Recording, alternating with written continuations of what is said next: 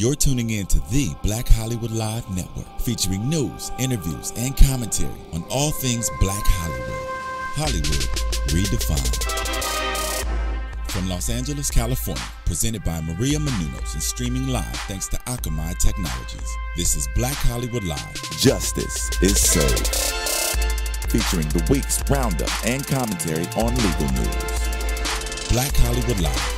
Hollywood redefined. You're listening to Black Hollywood Live. And now, the host for Black Hollywood Live, Justice is Served. Welcome to Black Hollywood Live, where we keep you up to date with the latest in both legal news and Hollywood. I'm your host, Ebony K. Williams, and my lovely co-host here.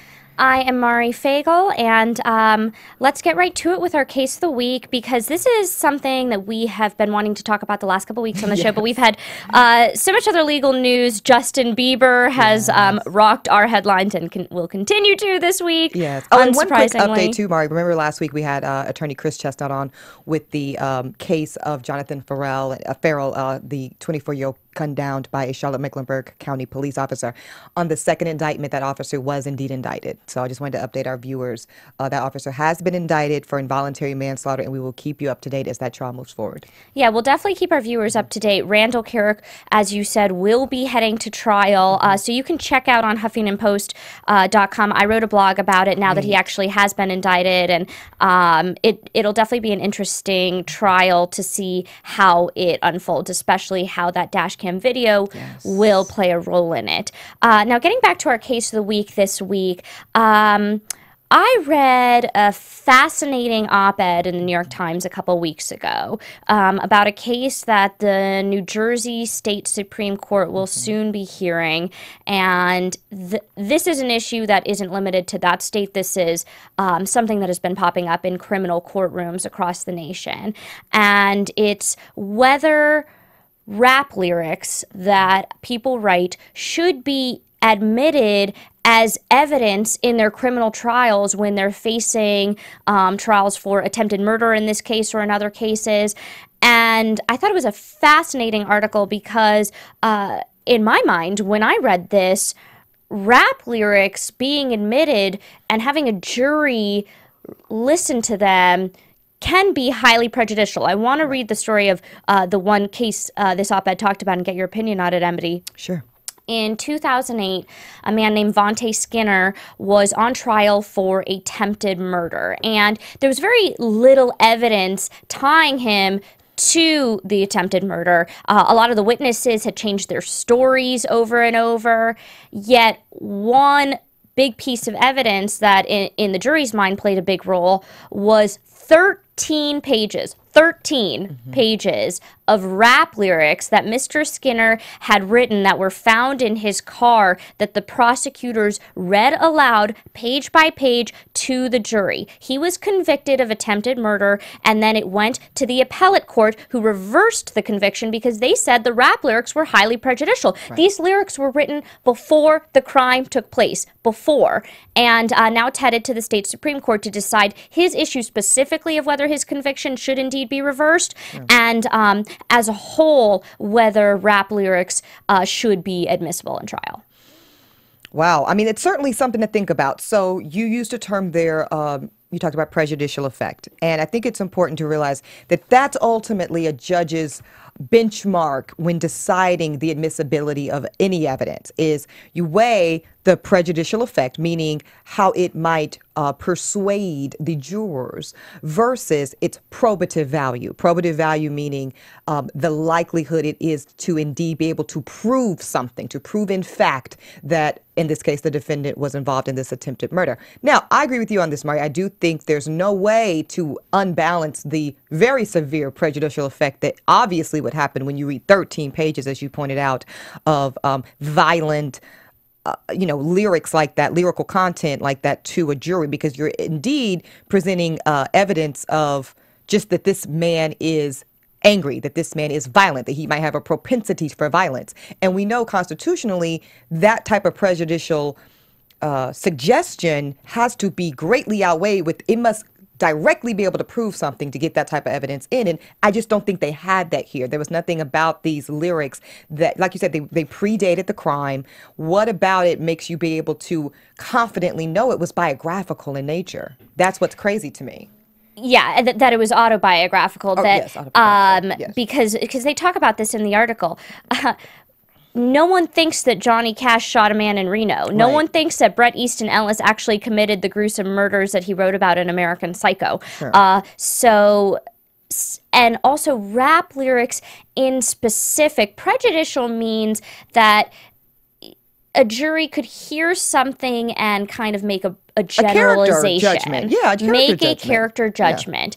Because this person writes violent rap lyrics, this is the type of person who is capable of committing attempted murder. Yeah. That is the conclusion they make, and that is why the criminal justice system is very careful and places the judge's role in weighing, like you said, the probative value and the prejudicial effect. Sure. I want to talk about an interesting study. This is from 1990, but I have a feeling the effects would be the same. So in 1990, to measure the impact of gangster rap lyrics on juries, participants were given basic biographical information about a hypothetical 18-year-old black male, but only some were shown a set of his violent, sexually explicit rap lyrics. Those who read the lyrics were significantly more likely to believe the man was capable of committing a murder than those who did not. Surprising? Yeah. No, exactly your point, that this shows the...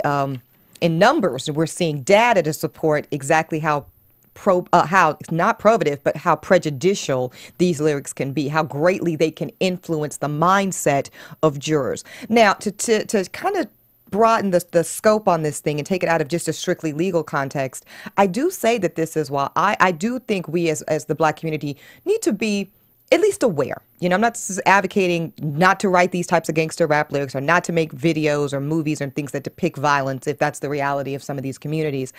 However, be mindful that you are indeed affecting the psyche of America when this is such a huge part of what the media is portraying and what some of us are putting out there in the media, Mari, because this is the type of thing that when you're going to do jury selection, right? Now, I do think this is too far. But these are the types of images many Americans see and conclude to be likely behavior of people of color and specifically African Americans. This is why, though, you've got a case like, Zimmerman, where there's almost an instantaneous presumption that Trayvon Martin was doing something suspicious, because that is almost the psyche of a lot of Americans in this country, that's what we do. We can be violent. I have to disagree with you, though, because it's an interesting intersection here of rights, and I'm talking about First Amendment rights too. The right to free speech, and these people have a right to write whatever they want, and just don't not write these lyrics and express themselves just because white people might make broad stereotypes and generalizations about them. So and let me read to you some of the lyrics. I'm not going to rap them, but please. I'm going to sound really white doing this. But in the hood, I'm a threat. It's written on my arm and signed in blood on my tech. I'm in love with you, death. Do any of those lyrics have anything to do with an attempted murder that happened after those lyrics? Are those predicting it in any way or talking about his specific plans to carry out that crime? No. And that's why it has next to no probative value, Mari. But what I am suggesting, and again, I'm not saying not to write it. I agree. You have a First Amendment right to express whatever sentiment you want to in this country. God bless America. But I'm saying we cannot be taken aback when certain generalizations and presumptions are made based off that. That is human nature. And, what we put out there, and this is not just Black people, this is for women as well.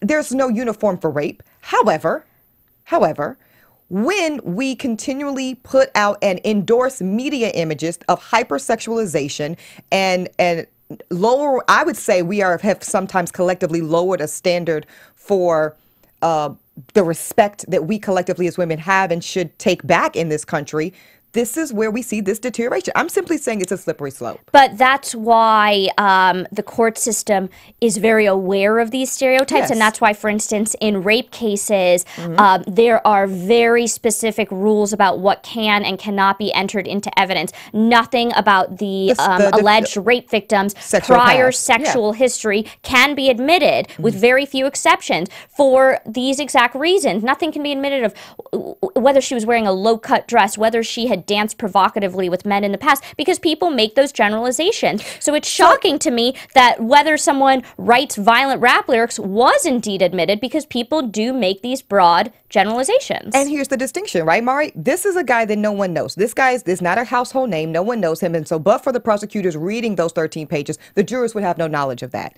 This is different, though, when we talk about, again, the broader spectrum, where these people are media personalities sometimes, and what they do is widely known. So you don't need a prosecutor. Let's just, this was like when gangster rap was at its height in the 90s, when Snoop Dogg was on trial for stabbing somebody or whatever he did.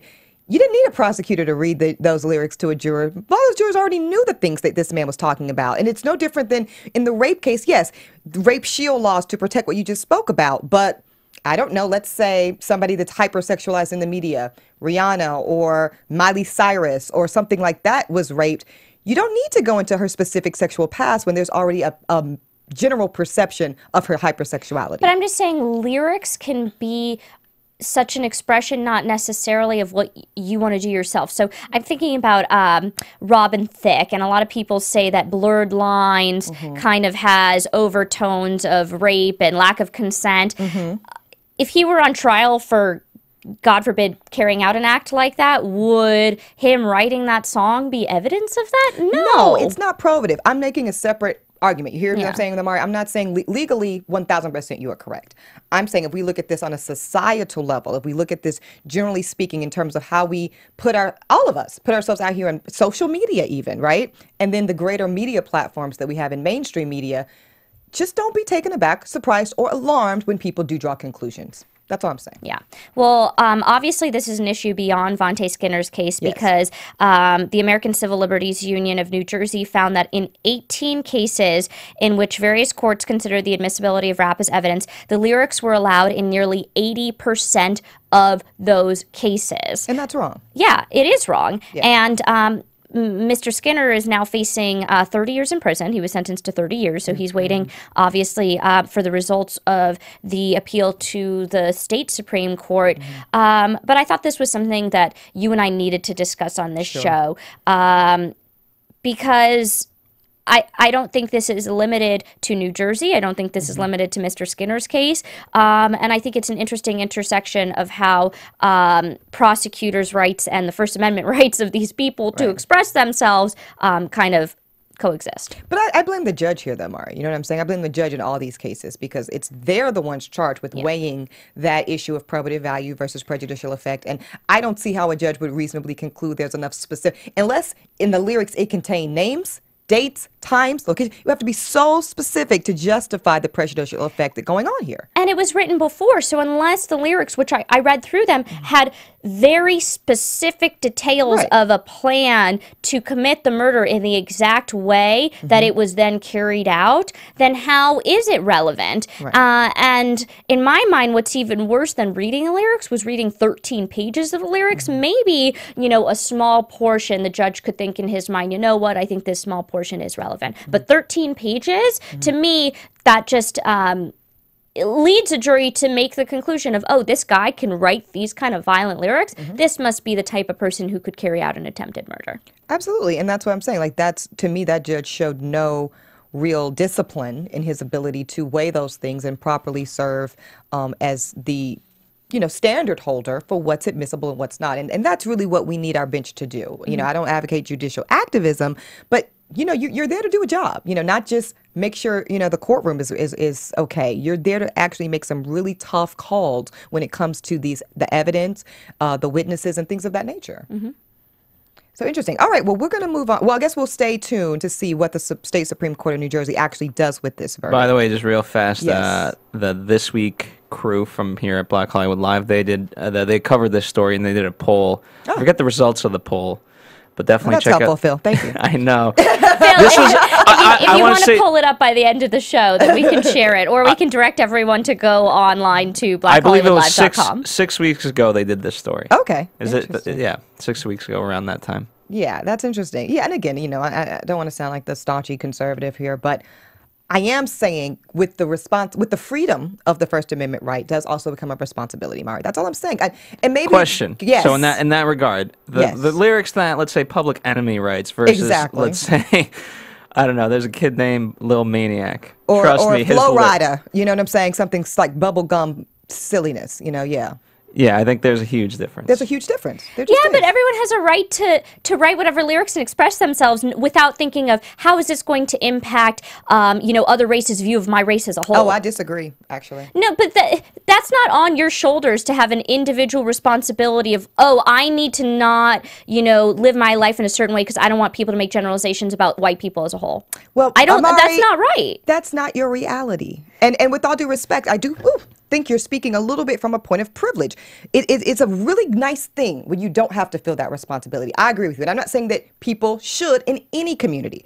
I am saying it's a reality. And I think it is very people unfortunate that people this do make stereotypes, and I Yes. completely understand that, as we saw in Trayvon Martin case Absolutely. and a lot of other cases. But I don't think that they should have to have that individual responsibility. They shouldn't. I think that's Mari. more on other people, on white people and other races, to have to deal with not making those stereotypes and learning lessons. But it's and not. in a utopia, that would be the case, Mari. I know, I'll say this. I just don't think If someone should I'm be on the prevented Metro- from writing whatever lyrics they want to do to express themselves because they think, how is this going to make other people reflect on? That's a privileged position, Mari. I mean, legally, you're speaking correctly. I'm simply saying the reality of the world we live in. If I go on national TV tomorrow, if I go on Fox News tomorrow, and I say, I think America hates Barack Obama because he's a black man, they're not just going to see Ebony K. Williams holding that opinion. They're going to say, see, that's how they think. And that's the truth, Mari. That's the truth. I understand, and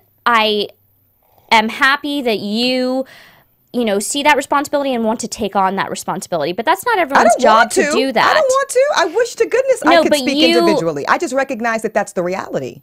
But everyone should have the right to express themselves individually without having to feel that burden. And I respect that you understand the implications of what you say, and so you might change the way you say things so that there aren't these broad generalizations, but everyone shouldn't have to do that.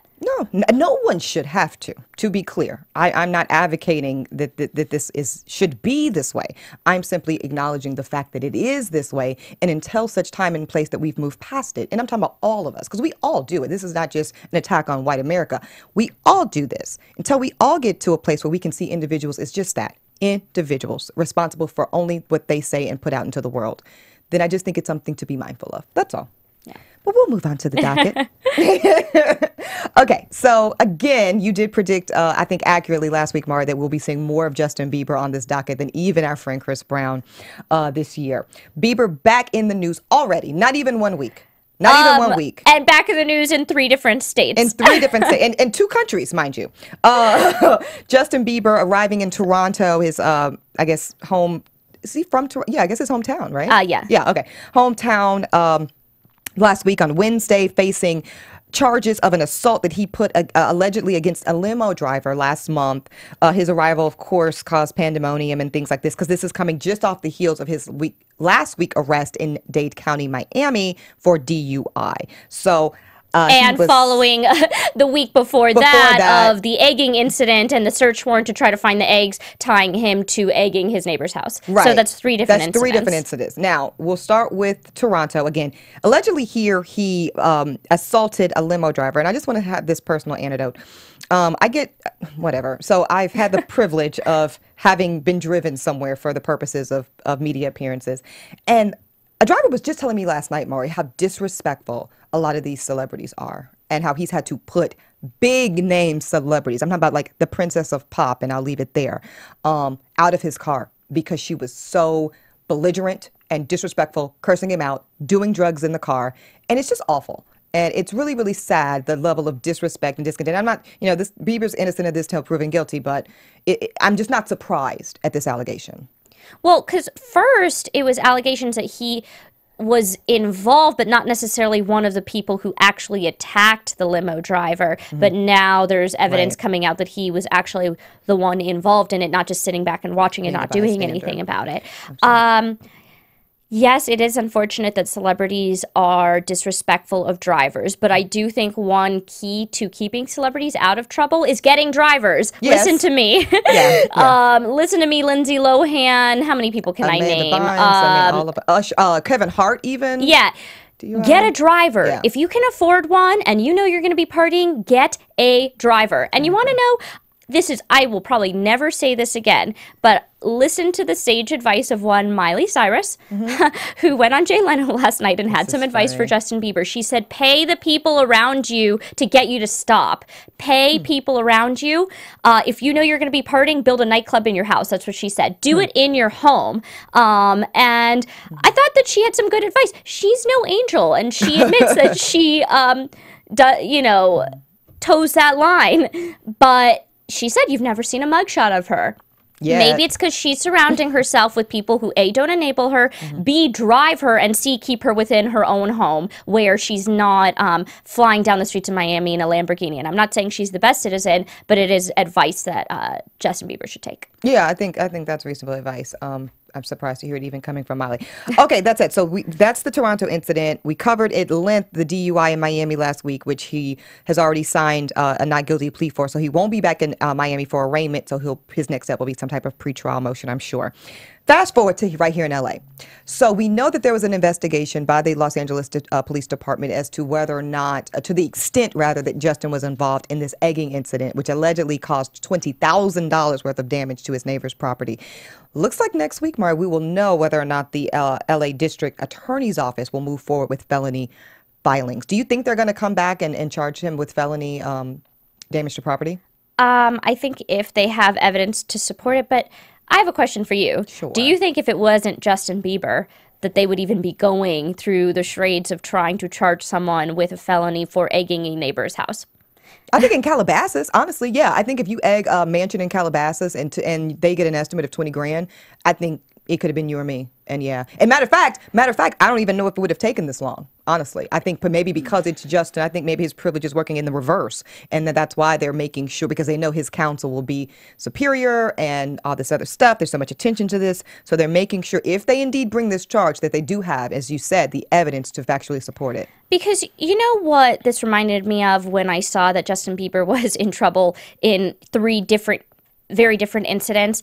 I wrote a piece for Huffington Post a couple years back on the teen mom stars, Amber Portwood, Janelle Evans, and how if the MTV cameras weren't rolling, they probably wouldn't have been arrested for half the things they were arrested for. That's Amber true. Portwood, for instance. The Gary assault. That would have flown under the radar. But some of that, I think, is also just socioeconomic privilege as well. You see what I'm saying? So if you egged a house I live in Highland Park, no, I don't think anyone's filing felony charges or otherwise. I think it's the socioeconomic privilege that's at play. I think because it's Calabasas. But I think they also going through the whole, we're going to descend and get this search warrant and do all of this and all the pressure and, the different press conferences. If he wasn't who he was, this wouldn't have happened. And so I think it is kind of this vicious cycle. Yes, celebrities behave badly, but at the same time, because they have that spotlight on them, they may be prosecuted in situations where normal people wouldn't be. I don't know. Maybe for me, it's money. I think if Justin Bieber had egged a house in East LA, no one would have said anything. I do. But I think it's also celebrity and publicity, because prosecutors sometimes see, hey, this is my big ticket case. I'm going to be known as the person for prosecuting Justin Bieber. I'm going to go do the press conferences, or just the pressure they might feel of this is a high profile case. I have to do everything and anything possible. And I really do think that it is a vicious cycle. Yes, celebrities behave badly, but because of the spotlight on them, they're getting caught for more things that certain stupid teenagers do, and they wouldn't get caught for. I guess so. DUI, you're getting caught regardless. Yes. That's something that regardless, it doesn't matter who you are. Yeah. Yes, but egging a house, it may be one of wealth, but it might also be one of celebrity. And just, I don't know.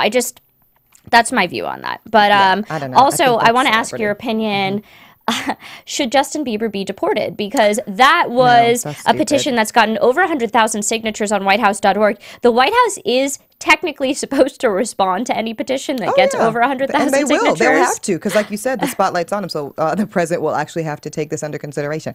No, I don't think he should be deported. No. Look, that's a high standard, right? You've got to really show that someone is seriously endangering the safety and well-being of the general community, and I don't think there's an offering of proof of that, even with the DUI. And even if he were to be convicted of all three of these, it wouldn't end up being he even wouldn't be deported in that situation. It may just be more difficult for him when he does cross the border. It may be a little bit more investigation, but it wouldn't affect his status. Sure. Now, had he seriously injured or killed someone in his DUI, I think that would have added more weight to the petition, because then you have an actually proof, showing a proof of that. He wasn't that drunk. He blew, I have to get the specifics, but it was more the weed in his system and the Xanax in his system. Which to me, though, doesn't mitigate it. I mean, you're as impaired with one as the other, but... Yeah. All right, moving on. Kanye West, another name frequently here in our docket, allegedly reaching, well, we know, allegedly, we don't know this for sure, but they're saying that he's reached a settlement with the young kid who was spewing racial slurs at both Kanye and Kim Kardashian a few weeks back. Kim was walking into, I guess, a chiropractor's office, and the kid was calling her a slut and an in-lover and all this other stuff. Kim calls Kanye to the scene. He rushes over in his Ferrari or whatnot, punches the kid in the face, allegedly, and then pursues the kid into a doctor's office and punches him. He went there with a mission, punches the kid in the face, gets under investigation again by LAPD for misdemeanor assault and battery. Which is the second time he's faced that. He first faced that in September with the paparazzi. Yeah, and that one's a felony, actually, Mari. Yeah. So anyways, he's no stranger to this type of behavior, and now they're saying that he is settled out of court in a civil settlement to the tune of $250,000. Now, I want to say this about this case. If this is indeed true, maybe not the smartest move on Kanye's part to do it in this order. Now, while I agree he would have spent probably well over the $250,000 on legal fees and just the publicity and all that stuff, you'd never want to settle out of court with a potential criminal victim or a prosecuting witness before the DA is done with the situation. Because technically what could happen now, if Kanye's already done this doesn't mean that the DA is going to not pursue this case. They can actually pursue this without that cooperating witness, because there were several other witnesses around to see what happened. So if I was advising Kanye legally, I would have advised against settling this, what I would say being premature. But he may have been doing it to prevent him from being faced with a civil suit. Yeah, he can't do anything with the criminal suit, but he could have been faced with a civil suit. So maybe this was a preemptive step. But some people on Twitter, when I tweeted out this story, were upset that they were like, so this kid hurls racial insults at Kim K and he gets paid $250,000 for it? Because Kanye's an idiot. That's Kanye's fault. I think this kid's a douche. But I also think you don't physically assault someone for their ignorance. What you do in that situation is you address them with your words, and if the kid, maybe post a threat or you felt harassed or unsafe, you call the cops. This is where celebrities just need to put on their thinking cap. And Kanye West is a smart individual. He knows better than this, Mari. I don't know if he's a smart individual. I do. Do you have you listened to No, I think he's smart, but I think he's a megalomaniac. I think that he's narcissistic, and I think that... Does that make you not smart, No, though? because, he says a lot of stupid things because his ego gets in the way. Yes, I think he's talented, and I think he has a high IQ, is smart in that way, but I don't mean... Smart. I don't mean good judgment. That's exactly my point. I think he makes bad judgment. He's smarter than this. He just needs to demonstrate behavior that's consistent with that. Yeah. All right, next up on our docket, really sad story here, oh my goodness. It was a young lady in Santa Ana, I think she was 23 years old, just graduated from college, aspiring journalist even, beat to death. And they're saying the reason why was because allegedly she photobombed a photo of some girls outside of the Santa Ana nightclub as onlookers just watched. I mean, the description of this is just horrible. They're saying up to 50 or so people watched as this young girl was just bludgeoned to death. There's been 2 arrests so far in the case. One, a 27-year-old Candace Brito. She was the most recent arrest. She's being held on $1 million bail. There's also an additional arrest, 25-year-old Vanessa Zalvala, also being held on $1 million. Both ladies charged with, I use ladies loosely, both women charged second-degree murder. This is just so sad. And they're still looking for a third perpetrator of this crime, if I'm correct. And there's a $10,000 reward for more information. What's shocking to me about this case, Mari, is the reluctancy of people to come forward because there were this was not in a dark alley somewhere. This was right out front of a Santa Ana nightclub, prime time hours. And many people saw what happened to this young girl, yet no one is saying anything. You want to know something interesting about that? Is because the community is primarily Vietnamese, and the local city councilwoman pled with people. You need to understand, she said, that we need you to come forward. We're not, like, people are afraid of their immigrant status, yes, or just if they come forward, the spotlight being on them. People are afraid, especially in a lot of immigrant communities. And so that is something that's coming into play here, of the hesitancy. And then besides that, people who did witness it and did nothing are afraid to come forward because they feel like they could be charged with something. Sure. And so there is a hesitancy to come forward. And there's a lot of different awards or rewards being offered. A coalition of Santa Ana businesses offered a $5,000 reward. The city matched the reward, bumping it up to $10,000. Orange County Crime Stoppers added another $1,000 because they are trying to get people to come forward. I think there's 3 videos so far of the incident. One was an 8-second video or 8-minute video that came out originally, and it's horrendous that first someone could do something so slight as by accident get in the background of a photo. Or even intentionally. Even if she intentionally photobombed your picture, is that really enough for her to pay with her life? I mean, my goodness, where are we as a society? That is unconscionable. Furthermore, Mari, the desperateness we're seeing from law enforcement here to have people come forward, it's really important because, see, here's how this thing is going to go.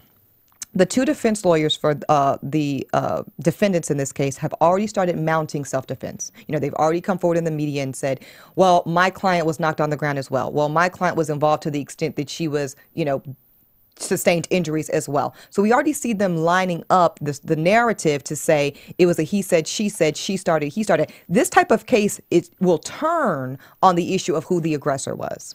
And without evidence, either through these videos, and we don't know how clear they are or what they show, but without videos or eyewitness testimony to say it was those girls who initiated it and were the aggressors in the situation, that's reasonable doubt. And these girls could walk.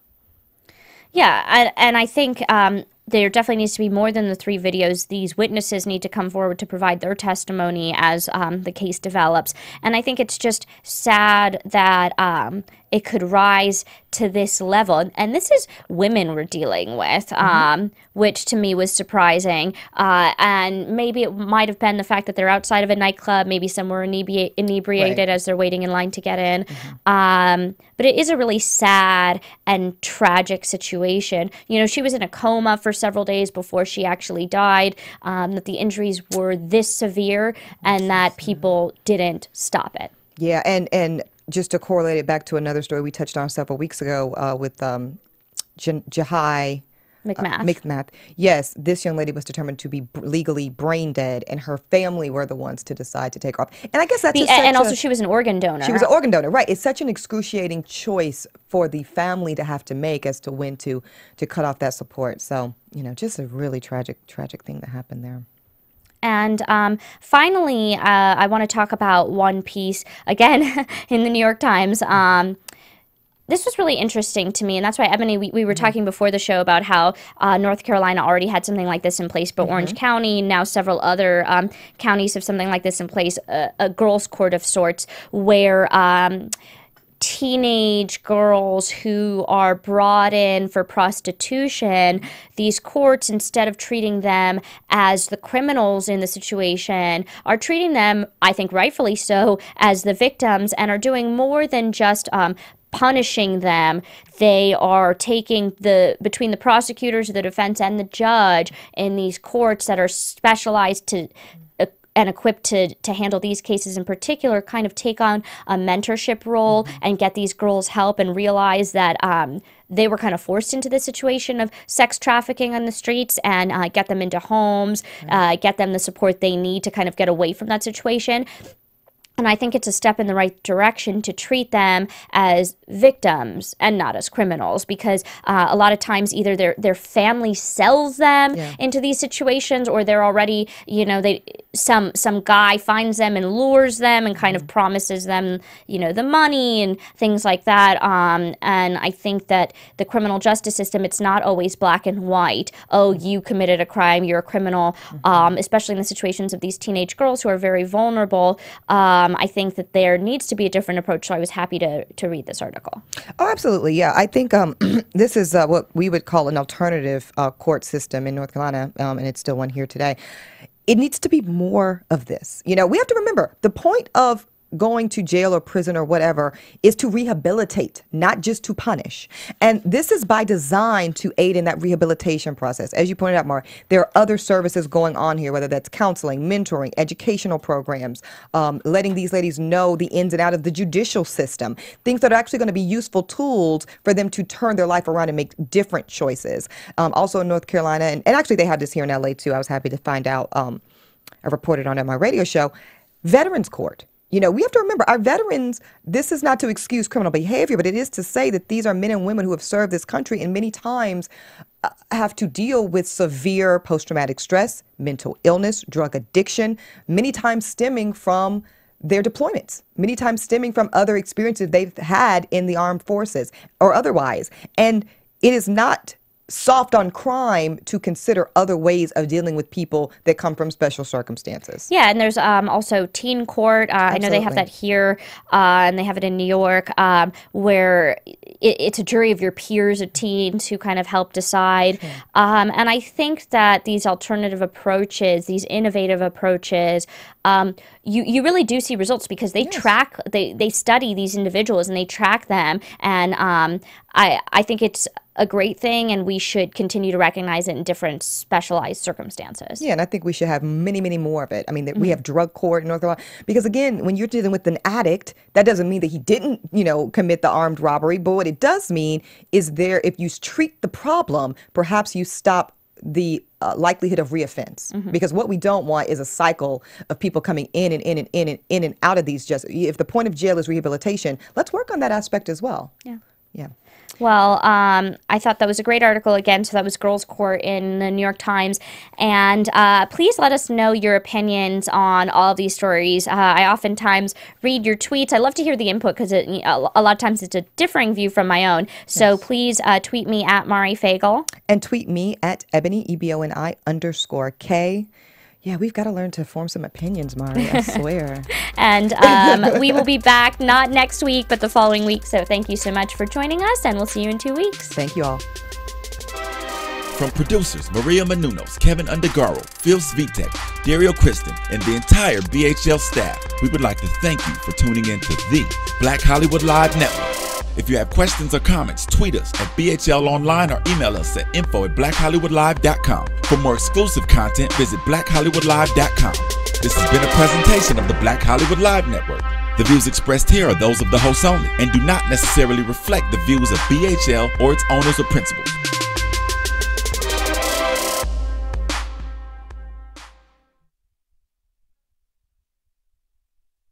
Thanks for watching Black Hollywood Live on YouTube. For more in-depth interviews and news, subscribe to our channel here, and be sure to share your opinion in the comment section below here. See you soon, everyone. Bye.